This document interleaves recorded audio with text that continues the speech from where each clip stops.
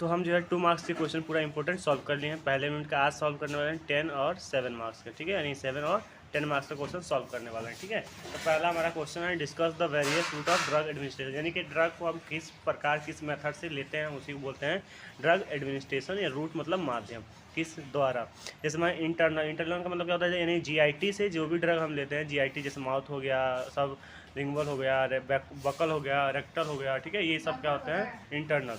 Parental का मतलब क्या होता है, नस के द्वारा जो भी आपके इंजेक्शन के द्वारा जो है जो भी ड्रग लेते हैं हम उसको पैरेंटल बोलते हैं। लोकल मतलब क्या हुआ, एक स्पेसिफिक पार्ट से हम जो ड्रग लेते हैं उसी को लोकल बोलते हैं, ठीक है। जैसे ओरल का क्वेश्चन पूछा था डिसएडवांटेज एडवांटेज, तो पहले हम बताएंगे ओरल क्या होता है। देखिए ओरल का मतलब है जो हम ड्रग एडमिनिस्ट्रेट करते हैं बॉडी में माउथ से, किससे करते हैं, माउथ से, ठीक है। जैसे टैबलेट हो गया, सिरप हो गया। सब लिंगुअल मतलब क्या हो गया कि हमें जो ड्रग क्या करते हैं उसको हम व्हेन अ ड्रग प्लेस, यानी कि इसमें हम सिर्फ क्या कर रहे हैं, थोड़े से टॉपिक को लिखेंगे, आपको लंबा सेंटेंस बनाना है, ठीक है। ड्रग को क्या करें हम प्लेस कर देंगे टोंग्स के नीचे, जैसे इंजीना हो गया। बकल मतलब क्या होता है कि जैसे मान लीजिए ये आपका, ये मान लीजिए आपका क्या हो गया, ये माउथ हो गया, ठीक है, ये क्या हो गया, माउथ। ये चीक हो गया, ये भी चीक हो गया, ठीक है, दोनों तरफ से क्या हुआ, चीक। तो ये सॉरी, ये आपके मसूड़ा हो गया और ये चीक हो गया। तो मसूड़ा के और चीक के बीच में जो ड्रग हम क्या करते हैं लगा दे या फिर प्लेस कर दे उसी को बोलते हैं बकल, ठीक है। बकल मतलब गाल, ठीक है। तो यहाँ पे समझ लीजिए ड्रग को क्या करते हैं इंट्रोड्यूस करा देता है हम चीक और गम के, यानी कि मसूड़ों के बीच, ठीक है। तो वो क्या हुआ, जैसे मैं आपको हुआ यहाँ बकल टेबलेट हो गया। रेक्टल मतलब क्या होता है, जो रेक्टम के द्वारा इंट्रोड्यूस करा दिया जाए ड्रग को उसको क्या बोलते हैं रेक्टल रूट बोलते हैं। सपोजिटरी हो गया जैसे एग्जांपल में।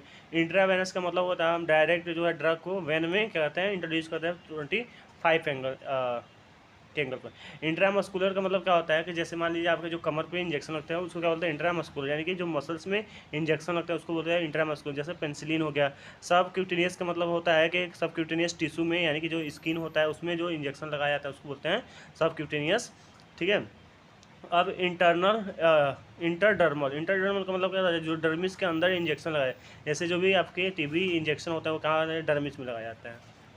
अब देखिए जो टॉपिकल मतलब क्या होता है, जो स्किन पे दवा लगाया था, जो भी मलहम होता है स्किन पे लगाता है उसको हम टॉपिकल बोलेंगे, ठीक है। आई यानी कि ऐसा ड्रग जिसको हम क्या बोलेंगे आई में एडमिनिस्ट्रेट कराते हैं, ठीक है, ये क्या होगा रूट। नेजल ड्रॉप हो गया, ठीक है, नोजल ड्रॉप यानी ऐसे ड्रग जो हम क्या करते हैं नोज के थ्रू क्या करते हैं इंट्रोड्यूस करता है अपने बॉडी में। वेजाइना के थ्रू कराते हैं तो वेजाइना, लॉन्ग्स के थ्रू कराते हैं, ठीक है, ईयर के थ्रू कराते हैं। तो ये क्या हो गया आपके रूट ऑफ ड्रग एडमिनिस्ट्रेशन। तो ये 7 नंबर में या फिर 10 नंबर में मिलेगा, तो आपको पूरा एक्सप्लेन करना पड़ेगा, ठीक है। 2 नंबर मिलेगा तो सिर्फ क्लासिफिकेशन कर दें।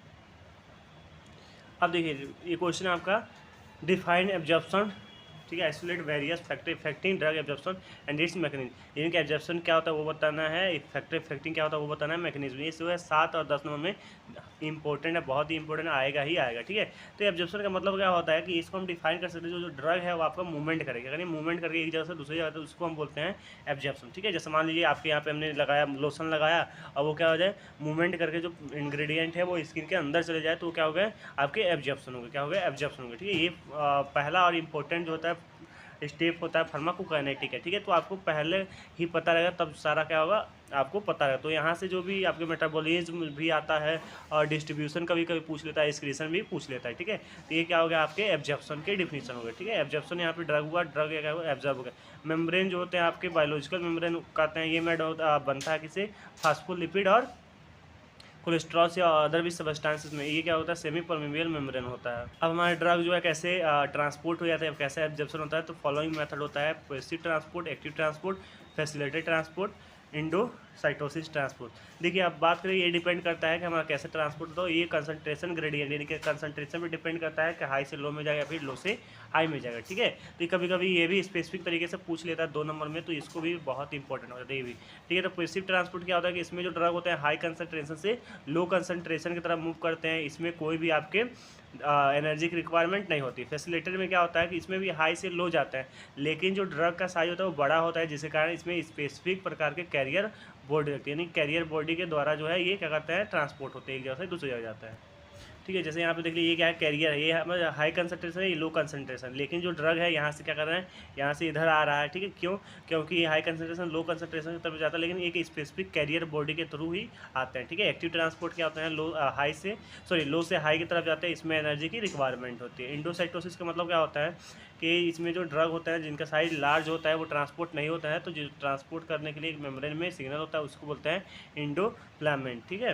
ये क्या होता है लार्ज पार्टिकल को जो सिंपली बोलेंगे बोलेंगे इंडोसाइटोसिस का मतलब होता है कि लार्ज पार्टिकल ट्रांसपोर्ट हो जाए, यानी कि large height to lose rate, उसको क्या बोलेंगे इंडोसाइटोसिस बोलेंगे। अब जो है फैक्टर इफेक्टिव लिखा गया है, तो फैक्टर इफेक्टिव देखते हैं।